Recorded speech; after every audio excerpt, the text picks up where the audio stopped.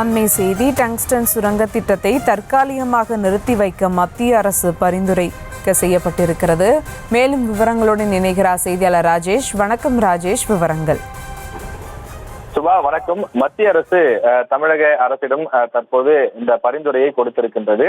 சுரங்கம், அந்த டங்ஸ்டன் சுரங்கம் அமைக்கக்கூடிய அந்த பணியினை அது தற்காலிகமாக நிறுத்தி வைப்பதற்கு மத்திய அரசு அந்த பரிந்துரையை தற்போது கொடுத்திருக்கின்றது.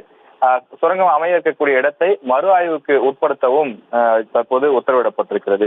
இந்த மதுரை மாவட்டம் மேலூர் பகுதியை ஒட்டி இருக்கக்கூடிய பகுதியிலே டங்ஸ்டன் சுரங்கம் அமைப்பதற்கு மத்திய அரசு ஏலம் விட்டு அதனை ஒரு தனியார் நிறுவனத்திடம் கொடுத்திருக்கக்கூடிய அந்த செய்திகள் வெளியான உடனே மதுரை முழுவதும் மிகப்பெரிய ஒரு பரபரப்பு ஏற்பட்டது. பிறகு தமிழகம் முழுவதும் இருந்தே பெரும் எதிர்ப்பு கிளம்பியது.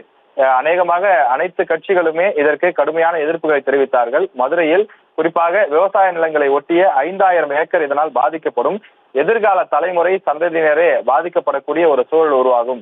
எனவே அந்த டங்ஸ்டன் சுரங்கம் இந்த பகுதியில் அமைக்க கூடாது, அந்த ஏலத்தை உடனடியாக ரத்து செய்ய வேண்டும் என்றும் அப்பகுதி மக்கள் தொடர்ச்சியாக போராட்டங்களையும் நடத்தி வருகிறார்கள். காரணம், அந்த ஏலத்தை எடுத்திருப்பது தூத்துக்குடி ஸ்டெர்லைட் நிறுவனத்தை நடத்திய அந்த வேதாந்தா குழுமத்தினுடைய கிளை நிறுவனமான இந்துஸ்தான் ஜிங்க் நிறுவனம் தான் எடுத்திருப்பதாக தகவல்கள் வெளியாகி இருந்தது. எனவே இதனுடைய அந்த பின்புலம் என்பது மிக கடுமையான விளைவுகளை ஏற்படுத்தக்கூடும் என அஞ்சி மக்கள் தொடர்ந்து போராட்டங்களை முன்னெடுத்து வருகிறார்கள். அந்த பகுதியில் இருக்கக்கூடிய எம்எல்ஏக்கள், எம்பிக்கள், அது மட்டும் இல்லாமல் தமிழக அரசும் கூட ஒரு கடிதத்தை எழுதியிருந்தது. குறிப்பாக சட்டமன்றத்திலேயே தனி தீர்மானம் கொண்டு வந்து அனைத்து கட்சிகளும், அதிமுக உட்பட அனைத்து கட்சிகளும் அந்த தமிழக அரசினுடைய தனி தீர்மானத்திற்கு ஆதரவு தெரிவித்திருந்தார்கள். தமிழக அரசின் மூலமாக கடுமையான அழுத்தமும் கொடுக்கப்பட்டது. அதே நேரத்தில் மத்திய அரசும் இதில் இருக்கக்கூடிய அந்த விஷயங்களையும் மக்களுடைய எதிர்ப்பையும் புரிந்து கொண்டு இதில் பரிசீலிப்பதாகவும் அதிகாரிகள் தெரிவித்திருந்தார்கள். இந்த நிலையில்தான் அந்த ஏல நடைமுறை தொடர்பான பல சந்திப்பு கூட்டங்களில் தமிழக அரசும் பங்கேற்று கருத்துக்களை தெரிவித்திருந்தது. டங்ஸ்டன் சுரங்க திட்டத்தை தற்காலிகமாக நிறுத்தி வைக்க தற்போது பரிந்துரை கொடுக்கப்பட்டுள்ளது.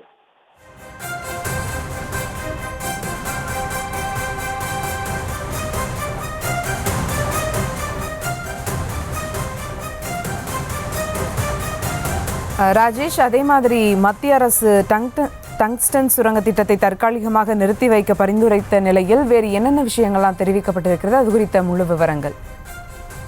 இந்த ஏலத்தை பொறுத்தவரையில நவம்பர் முதல் வாரத்திலேயே ஏலம் நடந்து முடிந்ததாக சொல்லப்பட்ட நிலையில இந்த அரிட்டாப்பட்டி சுற்று வட்டார பகுதியில் இருக்கக்கூடிய 10க்கும் மேற்பட்ட கிராம மக்கள் கனிம சுரங்கம் அமைப்பதற்கு தமிழக அரசு எந்த அனுமதியும் வழங்கக்கூடாது என்று அவர்கள் கிராம சபை கூட்டங்களிலே தீர்மானத்தை நிறைவேற்றியிருந்தார்கள். அது மட்டும் இல்லாமல் சுரங்கத்தை அமைப்பதை எதிர்த்து பல்வேறு கிராம மக்களும் ஒன்று கூடி போராட்டத்தையும் தொடர்ச்சியாக நடத்தி வருகிறார்கள்.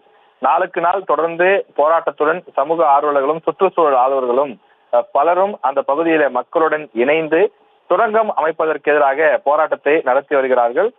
தொடர்ந்து இதை அமைக்க கூடாது, இந்த டங்ஸ்டன் சுரங்கம் இந்த பகுதியில் வந்தால் கனிம வளங்கள் பாதிக்கப்படுவதோடு மட்டுமில்லாமல் மலை மற்றும் அதனை சுற்றி இருக்கக்கூடிய விவசாய பகுதிகள் என அனைத்துமே பாதிக்கப்படக்கூடிய ஒரு சூழல் உருவாகும் என்று அழுத்தம் திருத்தமாக பல்வேறு அமைப்புகள் மூலமாகவும் அரசு மூலமாகவும் அதே போல மக்கள் பிரதிநிதிகள் மூலமாகவும் வலியுறுத்தப்பட்டு வந்தது. இந்த நிலையிலேதான் தற்போது அந்த திட்டத்தை தற்காலிகமாக நிறுத்தி வைக்க மத்திய அரசு பரிந்துரையை கொடுத்திருக்கின்றது. தமிழக அரசு மீதும் மத்திய அரசு குற்றச்சாட்டுக்களை இதில் முன்வைத்திருக்கின்றது. டங்ஸ்டன் சுரங்கத்தை திட்டத்தை தற்காலிகமாக நிறுத்தி வைக்கப்பட்டிருக்கக்கூடிய நிலையில சுரங்கம் அமைய உள்ள அந்த இடத்தை மறு ஆய்வுக்கு உட்படுத்தவும் பரிந்துரை கொடுக்கப்பட்டுள்ளது. ஏல நடைமுறை முடியும் வரை தமிழகத்திலிருந்து எந்த எதிர்ப்பும் இல்லை என்றும் குறிப்பிடப்பட்டிருக்கிறது. ஏல நடைமுறைகள் தொடர்பான பல சந்திப்புகள் கூட்டங்களில் தமிழக அரசு அதிகாரிகள் பங்கேற்றிருந்தார்கள் என்ற ஒரு கருத்தையும் அது தொடர்பாக வெளியிடப்பட்டிருக்கக்கூடிய அந்த செய்தி குறிப்பிலே தற்போது தெரிவிக்கப்பட்டிருக்கின்றது. இதைத்தான் சட்டமன்றத்தில் பேசும்போது கூட எதிர்க்கட்சி தலைவர் எடப்பாடி பழனிசாமி குறிப்பிட்டிருந்தார். 10 மாத காலமாக இது தொடர்பான விஷயங்கள் நடைபெறும் போது அமைதி காப்பது ஏன் என்றும் இந்த தனி தீர்மானத்துக்கு ஆதரவு தெரிவிக்கிறோம் என்றும் தெரிவித்திருந்தார்கள்.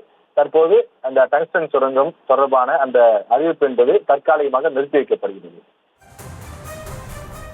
கூடுதல் விவரங்களுக்கு நன்றி ராஜேஷ்.